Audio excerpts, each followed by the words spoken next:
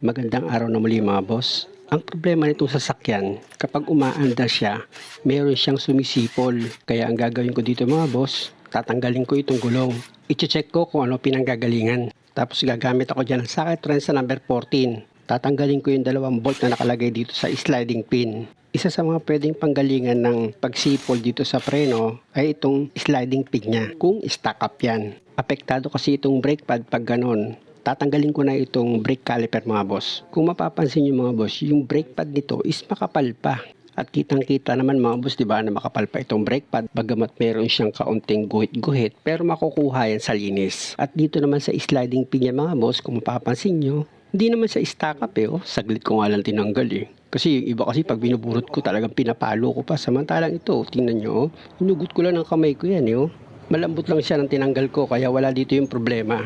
Pero sa nakita ko dito sa rotor disc, ang kapal ng kalawang niya dito sa gilid ng rotor disc kabilaan. Kaya ang gagawin ko dyan, paandarin ko itong makina, tapos gagamit ako dyan ng liha mga boss. Pero ang patatamaan ko lang dyan is yung parte na may kalawang dito sa gilid ng rotor disc. Kabilaan yan mga boss. Pwede nyo naman patamaan yung nilalapatan ng brake pad. Kaya lang, huwag nyo masyadong tatagalan. Yung bang mapakinis nyo lang ng kaunti. Pero yung tatagalan nyo, may possible kasi ma-misalign itong rotor disc. Magkaroon kayo ng problema pag nagpreno. Ito kasi mga boss, experience ko na ito. Kapag wala na akong ibang makitang ibang dahilan kung saan ang pinanggagalingan ng sipol, dito na ako pupunta sa rotor disc niya. Yung iba dyan mga boss, alam nyo, nire-replace nila itong rotor disc. Pero ako naman, hanggat magagawan ko ng paraan na hindi gagastos ng malaki yung customer, gagawan ko. Unang-una mga boss, nagto-troubleshoot pa lang ako. Kung pina-replace ko yan, tapos hindi pala doon ang problema, di kawawa yung customer, paggastos lang.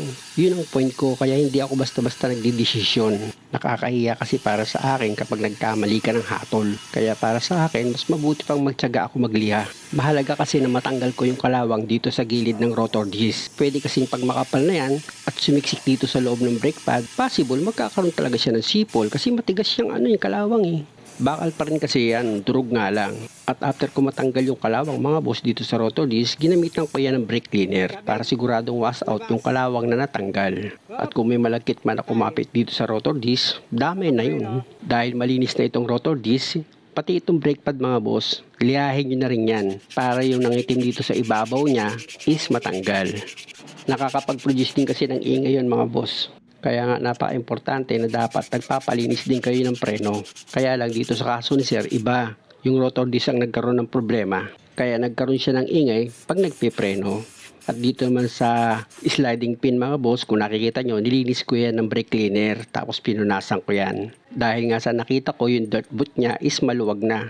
Pero sa mga video ko mga boss, kung napapanood nyo, di ba? Pag silyado pa talaga itong dirt boot niya, hindi ko talaga ginagalaw gaya nito, yung dirt boot niya, medyo maluwag na. Kailangan talagang lagyan ng panibagong grasa yan. Ang ginagamit kong grasa dito mga boss, yung all-purpose. Noon pa mga boss, yan na ang gamit ko. After ko mailagay itong sliding pin dito sa caliper holder, i-spray ko ng brake cleaner itong brake pad. Para kung meron pa nakadikit na alikabok or kalawang is matanggal siya. At pag okay na, medyo patuyuin nyo muna ng kaunti mga boss bago nyo ilagay dito sa rotor disc nyo. Sa pagkabit ng brake pad mga boss, madali lang naman. Dahil kung anong itsura ng brake pad nyo, ganyan din ang itsura nitong pagkakabitan nyo ng brake pad dito sa caliper holder. Itatapat nyo lang naman itong brake pad nyo. Tapos sa taas ng brake pad, may wear sensor yan. Ipayuko mo lang ng kaunti, tsaka mo ngayon itulak na itong brake pad. O diba? Pasok na siya. Dito naman sa kabilang side mga boss, same procedure lang din. Pag naitapat mo na itong brake pad mo, dito sa lagayan niya, pwede mo unahin itulak sa baba, pwede rin naman sa taas. Basta ipayuko mo lang kaunti yung wear sensor niya kasi ayun yung nagpapasikip dyan dito sa brake pad kaya medyo mahirap ilagay. O diba, nakita nyo naman, napakadali lang maglagay ng brake pad. Tapos i-check mo siya kung ayos yung pagkakalapat ng brake pad mo. At kung sigurado kang okay na siya, pwede mo na ngayon ilagay itong brake caliper mo. At pag naisentro mo na yung paglalagyan mo ng bolt dito sa brake caliper, pwede mo nang ilagay ngayon yung dalawang bolt na number 14.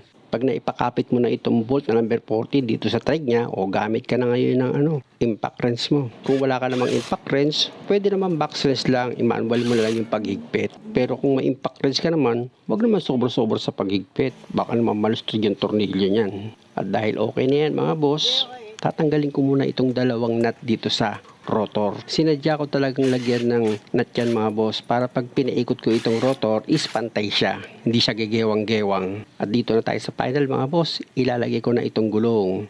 Sa pagkabit ng nut mga boss, lalo na sa gulong yan, dapat sigurista kayo. Siguraduhin yung mahigpit at maayos yung pagkakalagay mo ng nut dito sa gulong para hindi ka magkaroon ng problema. Ganun lang mga boss at maraming salamat sa panonood. Sana kung maaari, huwag niyo naman kalimutang mag-subscribe sa channel ko. Kung okay lang naman sa inyo mga bossing. Puso niyo naman ang nakakaalam kung itong mga video ko is nakakatulong sa inyo. At kung labag naman sa puso niyo, okay lang kahit huwag kayo mag-subscribe. Ang mahalaga, nakakuha kayo ng idea na pwedeng makatulong sa inyo pagdating ng araw. Sabi naman Diyos yun sa paggawa mo ng mabuti, kailanman hindi yan magbubunga ng masama. Salamat sa inyo mga boss.